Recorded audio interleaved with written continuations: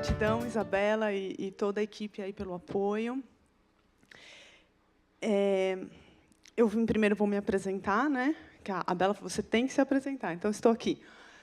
Então, sou casada, tenho 40 anos, sou casada há quase 20, sou mãe, amo a maternidade, tenho 2 meninos, modéstia à parte, lindos, um de 5 anos e um de 8 meses.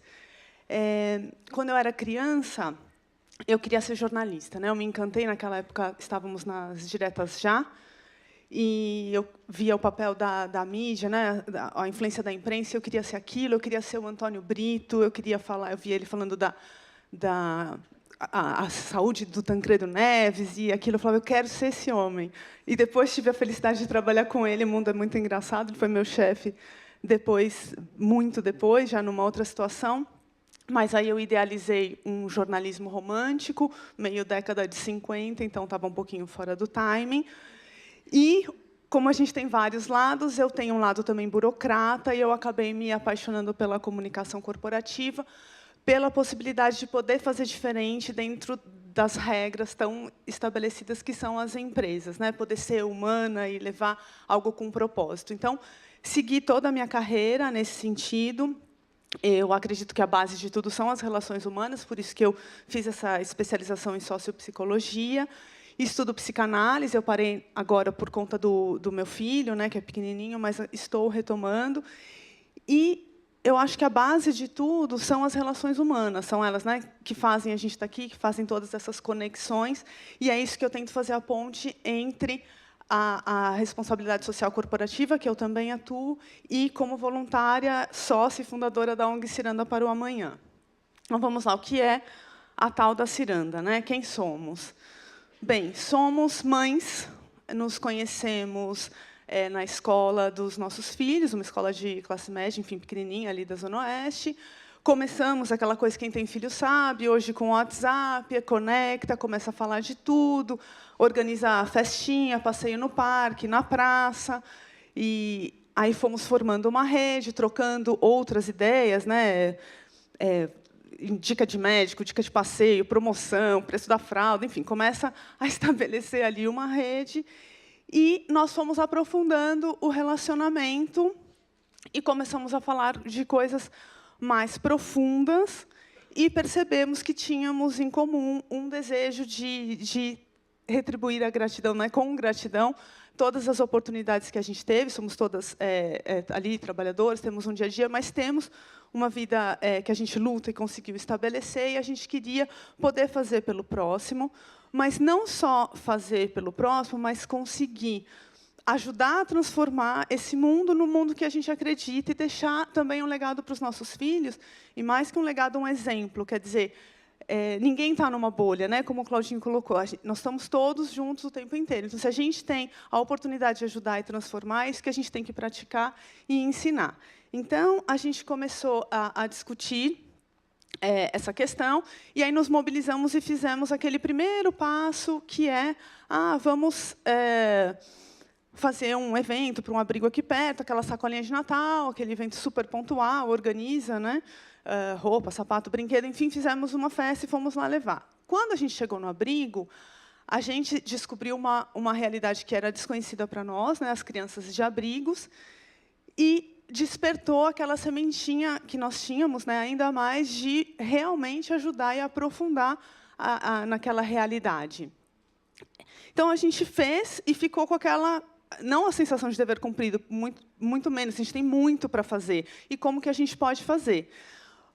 Por uma feliz coincidência da vida, uma das mães é uma juíza casada com um promotor que trabalha na vara da criança e adolescência. E ele começou a colocar para a gente a questão dos abrigos. Ele tinha 19 abrigos da Zona Oeste precisando de auxílio, e nós tínhamos ali uma rede de mães querendo ajudar. E foi assim, então, que a gente decidiu constituir oficialmente a ONG Ciranda para o Amanhã, para colocar em prática o nosso desejo. Quando a gente mergulhou na questão dos abrigos, né, quem são essas crianças e adolescentes? São crianças que em situação de adoção, e esses são os números que eu trouxe da adoção no Brasil. porque a expectativa e a realidade são muito diferentes. Quer dizer, essa fila, essa conta, ela poderia fechar. Se você pega o número de pessoas que querem adotar e o número de crianças e adolescentes que estão na fila, essa conta poderia fechar. Mas o que acontece? Quando os casais se inscrevem para a adoção, eles querem crianças brancas, bebês, meninas que não tenham irmãos, que não tenham nenhuma deficiência, que não tenham histórico de abuso ou violência. E isso não condiz com as crianças que estão na fila, por isso que a fila nunca cabe, as crianças vão crescendo nesses abrigos, em condições ali do que é possível fazer, né? Então, nós abraçamos essa causa, são 19 abrigos vinculados ao Fórum da Lapa, são 350 crianças, de 0 a 18 anos, todas em situação de... são vítimas de abandono, abuso ou maus tratos. Quando as crianças vão para o abrigo, os juízes eles primeiro determinam que a criança volte, quando tem família, e tente uma reconciliação com aquela família. Se não dá certo, é que as crianças retornam para o abrigo, é aí que a gente começa a agir, tentando fazer com que eles tenham um futuro. E, de novo, pegando carona no Claudinho, a gente quer que eles possam sonhar. Então, é isso, eu quero aprender violão, mas eu não tenho o violão e eu não tenho o professor. Então, a gente está lá para isso. Seu sonho é tocar violão, a gente vai te ajudar a viabilizar. Então, o que a gente faz hoje? A gente atua em 3 frentes. Um é o bem-estar físico e emocional dessas crianças, porque a gente tem um desejo de que eles resgatem a autoestima, que eles se insiram na sociedade e que eles tenham, principalmente, uma memória de infância, que a memória da infância não seja só aquele dia a dia, aquela parte inicial, né, com os traumas familiares. Então, a gente tem uma série de parcerias de teatro, cinema. Por exemplo, esse do Autódromo de Interlagos é o marido de uma das mães que ajudou. Nós somos 10 mães sócias fundadoras e 70 voluntárias organizadas em rede. Então, a gente se mobiliza mesmo para ajudar, é tudo na colaboração. E aí, nesse caso específico do autódromo, eles adoraram, porque, além de nunca terem ido, eles puderam conhecer profissões que eles nem imaginavam. Então, foi bem interessante. E a gente ajuda na questão física com médicos específicos, né? Dentistas, também todos da nossa rede que atendem e que acabam se voluntariando para atender essas crianças. Então, esse é o primeiro, que é o que eu coloquei, né, de inserção na sociedade, o resgate da autoestima, o repertório cultural e as memórias da infância. O segundo são campanhas pontuais, não dá para estar inserida nesse contexto e não ajudar pontualmente ao que se precisa. Então, pegou fogo em Paraisópolis, a gente acaba sendo acionado por ser uma ONG, a gente não tem como não ajudar e participar de campanhas específicas. E o nosso foco principal, que é a profissionalização. Por quê? Eu não sei se todos sabem, mas quando o jovem completa 18 anos, ele tem que sair do abrigo. São pouquíssimas vagas na rede pública para ele conseguir onde ficar. Então, ele já não tem a família para onde voltar, e ele não tem como ficar no abrigo. Então, assim, quando a gente faz 18 anos, já é complicado em qualquer situação, né, de questionamento pessoal. Imagina sem estrutura, sem nenhum apoio, o seu presente é ganhar a sua mochila e vai embora, vai para a rua porque não tem para onde ir. Então, a nossa prioridade hoje é trabalhar a profissionalização desses jovens de 18 anos, e, à medida que a gente conseguir encaminhá-los, a gente vai descendo até chegar mais ou menos nos 14 anos, para a gente focar, para que ele já esteja empregado antes de completar os 18 anos. Essa foto que vocês estão vendo aqui é a Kátia, ela é a nossa diretora de profissionalização. Ela sempre conta a história dela como inspiração. Teve uma origem bastante humilde e hoje é professora universitária. E ela conta que é possível sonhar. Então, ela se auto-intitula vendedora de sonhos e ela quer inspirar o sonho nesses adolescentes, né? Então, ela roda os 19 abrigos, conversando com cada um deles e entendendo qual é o sonho e a aptidão desses adolescentes. E aí a gente vai em busca dos cursos que eles querem. Então, tem curso de cabeleireiro, manicure, mecânico, marceneiro, enfermeiro. E como que a gente consegue esses cursos? Pedindo bolsa, ou conseguindo padrinho e prestando contas do encaminhamento desse jovem. A gente eu trouxe aqui alguns resultados. Essa frase a gente acredita muito, que é: o passado não estava na mão dessas crianças, mas o futuro está. Isso que a Kátia defende muito, isso que a gente leva para as pessoas. e é aí que a gente atua, né, na construção desse futuro. Então, hoje, dos 350, nem todos. Então, a gente tem 75 jovens que precisam ser encaminhados. A gente tem 20 em cursos, 55 precisando de padrinhos. A gente tem uma turma de inglês em andamento. A gente tem uma turma de comunicação concluída, que é uma habilidade fundamental para eles entrarem no mercado de trabalho. E a gente está bastante empenhada agora estruturando um projeto de alfabetização, porque uma das barreiras que a gente se deparou foi que esses adolescentes, apesar de irem para a escola, são analfabetos funcionais. Então, como que eles vão ser inseridos no mercado de trabalho, participar de um processo seletivo de jovem aprendiz, por exemplo, se eles são analfabetos funcionais?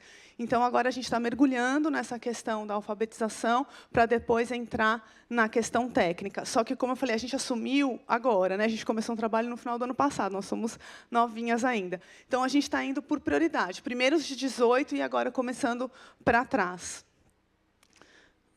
Eu trouxe alguns casos de sucesso para contar para vocês. Um é o Jonathan, esse eu posso dizer o nome porque ele é maior de idade, e ele queria ser enfermeiro, né? Então, nós conseguimos para ele um curso de auxiliar de enfermagem, tem uma madrinha, né, que paga esse curso. E ele conseguiu, além de estar estudando, ele conseguiu um estágio não remunerado, então ele está se aperfeiçoando na profissão. E a própria madrinha indicou ele para uma vaga à noite, e ele trabalha. Então, ele consegue se manter, está estudando e está também estagiando na área. Então, ele está super satisfeito e tem aí um futuro pela frente, pode construir, né? O P, ele tem 7 irmãos, estão todos nos abrigos, 16 anos, chance nenhuma, né, de ser adotado. E a mãe é usuária de crack, e, enfim, ele estava lá meio que, né, sem saber o que ia fazer. E a gente, conversando com ele tinha muita vontade de trabalhar, e a gente conseguiu uma colega que tinha uma vaga, acabou empregando numa escola, e ele é um assistente da escola, e está indo super bem, e também está bem satisfeito. A Amy, 10 anos, é uma menina que saiu recentemente aí nos jornais, a história dela. Ela sofreu tortura da mãe e do padrasto, foi abusada aí por muitos anos. E agora eles foram condenados recentemente, e ela chegou no abrigo, junto com os irmãos, cheia de marcas de queloides, porque ela era torturada, e ela tem muitas marcas no corpo, muitas cicatrizes e muitas queloides, assim, são bem complicadas. Enfim, o que a gente conseguiu para ela? Um tratamento, então, de um cirurgião plástico, tudo pro bono, tudo na rede, tudo na colaboração, que fez a cirurgia. Aí a gente conseguiu um tratamento a laser para minimizar essas cicatrizes, tudo para trabalhar a autoestima. E agora a gente vai começar o processo de alfabetização com ela, porque ela não podia ir para a escola, porque, enfim, estava chamando a atenção, né, as marcas da tortura. E os irmãos, para todos eles, a gente conseguiu um dentista que atende. Uma das irmãs tem um distúrbio que não foi diagnosticado ainda. Agora, um médico abraçou a causa e vai investir no caso dela. Então, também é uma família que está encaminhada. E a D tem 17 anos. Daqui 3 meses, ela tem que sair do abrigo. E, como eles podem sair, né, para ter uma vida normal, social, saem, ela acabou se envolvendo com um jovem que está no tráfico, e aí engravidou, voltou para o abrigo e em depressão profunda, e falou que ia dar a filha, não queria, e não ia trabalhar, enfim, estava super depressiva. Daí a gente conseguiu uma terapeuta que começou a atendê-la semanalmente, e hoje ela está assim, super feliz com a bebê, não quis mais doar a bebê, pediu para fazer um curso de manicure, então a gente conseguiu viabilizar. E aí ela consegue se estruturar agora, saindo para buscar a bebê e seguir a vida dela. Então, assim, o que eu gosto muito da ONG, além da gente fazer esse trabalho de alfabetização, de profissionalização, o que eu acho que é o que mais me motiva é a gente olhar para o indivíduo e não a massa, sabe? O grupo, os abrigados, é mostrar, olhar a necessidade de cada um, o sonho de cada um, e fazer com que eles também acreditem e eles possam se transformar. Então, às vezes eu até brinco, é ONG de boutique, mas não boutique pela sofisticação, mas pela humanização. Então, vamos olhar a necessidade de cada um, seja pela saúde, ou seja pelo sonho, ou seja pela questão prática, tem que trabalhar para sobreviver, e vamos ajudar nesse caminho. É isso. Enfim, se vocês puderem visitar, esse é o nosso site, a gente também está nas redes sociais, eu deixei meus contatos. Muito obrigada.